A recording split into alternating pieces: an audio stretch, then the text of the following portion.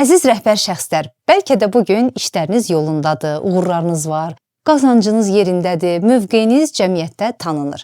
Bütün bunlara görə sizi təbrik edirəm, amma sizi düşündürmək üçün bir sualım var. Çevrənizdə gördüyünüz hörmət sizin şəxsiyyətinizədir, yoxsa sadəcə pulunuza və kreslonuza? Əgər sabah bu vəzifə, bu imkanlar əlinizdən alınsa, həmin insanlar sizə yenə eyni ehtiramla yanaşacaqmı?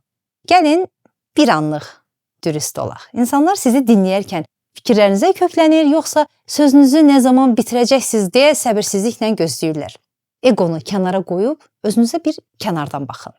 Mövqe danışığın yerini doldura bilmir. Səs tonu, fikir ardıcıllığı, terminlərin istifadəsi, vurğular, bütün bunlar intellektual səviyyəni və liderliyin gücünü göstərir.